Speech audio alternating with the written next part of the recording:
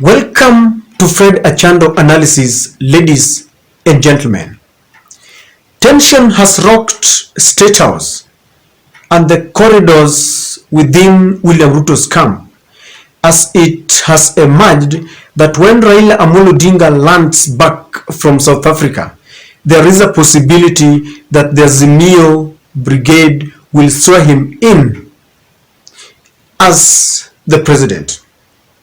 There seems to be going a constitutional crisis because Raila says that based on the evidence that was produced yesterday by the whistleblower, he won by 8 million votes against Ruto's 5 million votes, fair and square.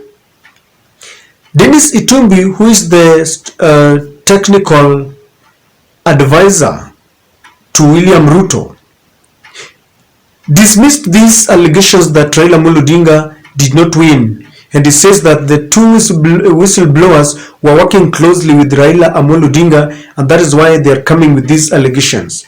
But Raila supporters are very happy, over the moon with joy, and they are saying that this is long overdue. Sources close to Azimio indicate that lawyer Makau Mutua is ready to swear in Raila Odinga, and Martha Karua is more than ready. And they say that after the swearing in, Raila will go ahead to form his parallel cabinet. Now, in this formation, sources indicate that they want to instruct Azimio supporters to stop remitting their taxes to the national government and instead remit them to their respective county governments. I heard these proposals and I felt a little bit scared because the Ruto administration will not allow that. They will try to thwart these efforts, and there is going to be a lot of altercation between the police and the Azimio supporters. Now, those who attend those secret meetings say that Raila Odinga believes that he's got a strong support base, people who are ready to go to his swearing in and who are very ready to resist any attempt of the police to frustrate them. I always just want to ask Raila supporters, are you ready to attend his swearing in if he calls for it? The second question I want to ask, do you think it is time to move on and let go, or this is his moment to go and be sworn in? In my earlier video, I had indicated that several leaders, including Miguna and William Ruto, have always accused Raila Amolo Odinga of bringing in the issue of country first when we are in a crisis and when he is needed to stand up and be counted. So those who are close to Raila Odinga says that he's looking at his age and he feels this is the right moment, because if he wastes this chance, then there will not be any other moment for him.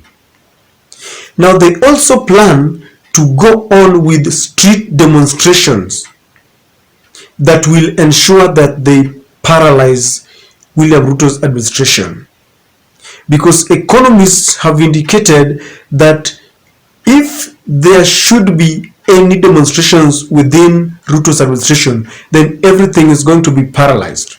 One, investors will not tolerate this and endure chaos that will be there, because once they throng the streets, the police will try to tear gas them, and you know what that means.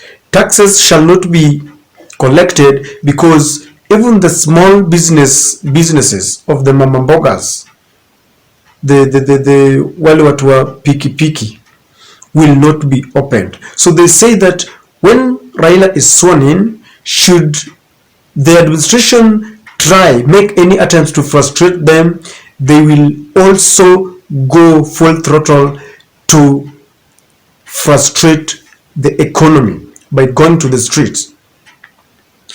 After forming their own cabinet, I understand that they are going to have their offices within the counties that support Azimio. And those who are close to Azimio say that they are doing this so that in the fullness of time, they are going to write a letter to the United Nations body seeking secession. Because it seems this is the only way that can save this country from an election circle where every 5 years people have to fight. Some people have to cry every 5 years that they are disappointed by the the IBC body. Now it's also argued that from the look of things, William Ruto is ready and is busy trying to manipulate the process of picking up the committee that is going to interview the persons that are going to fill the spaces that were left in by the 3 commissioners who have retired and the other 4 who are seemingly going home. And so they are looking at the process of picking the IEBC and they say they are not ready. If William Ruto picks his own people, then there is no need of going for elections in 2027. The taxes that are going to be paid within the country will be used to enhance development within Azimio counties, and they are the taxes that are going to be used to pay their ministers. The other thing that is within the plans is that all the election pledges that Raila gave to Kenyans are going to be realized within the counties that support him. Things like Baba Care and free education are going to be realized.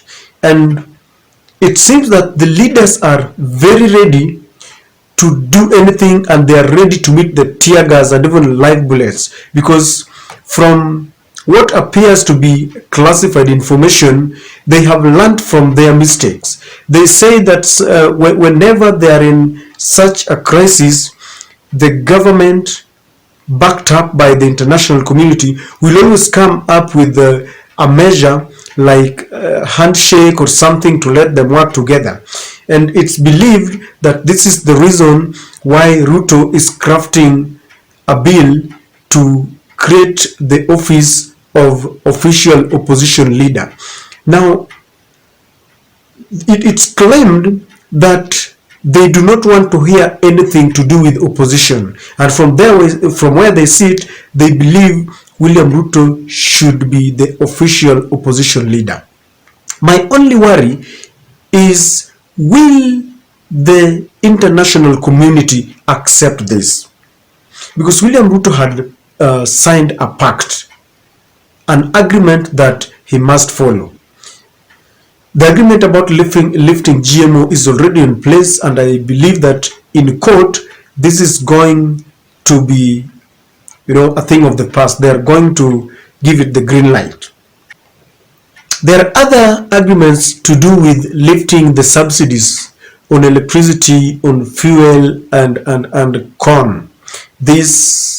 All these have been implemented. So Kenyans are waiting to see just how this is going to happen, because without a proper plan for secession, whatever they are planning to do, I think it's not within the constitution. But other sources say that they argue that the number 1 offense that this government has committed is to steal and rig elections, and therefore they say that whatever they will do cannot have any grave consequences more than interfering with an election. How they are going to conduct their affairs within the counties is something that we still want to wait and see, because in the new constitution there were several services that were left within the national government, and others were devolved to the county level. But even the most critical question that people are asking, if they succeed in going their way, paying their own taxes and swearing in Raila as the president, what about services like the military? Will we have a separate military within the counties that support Raila? Because military, as it is in the constitution, the president is the commander-in-chief of all the armed forces. So I'm yet to know how they are going to restructure themselves in a way that the sensitive matters like the police, the Kenya Navy, Air Force, and all that, because all this will always swear their allegiance to the commander-in-chief, who right now is William Ruto.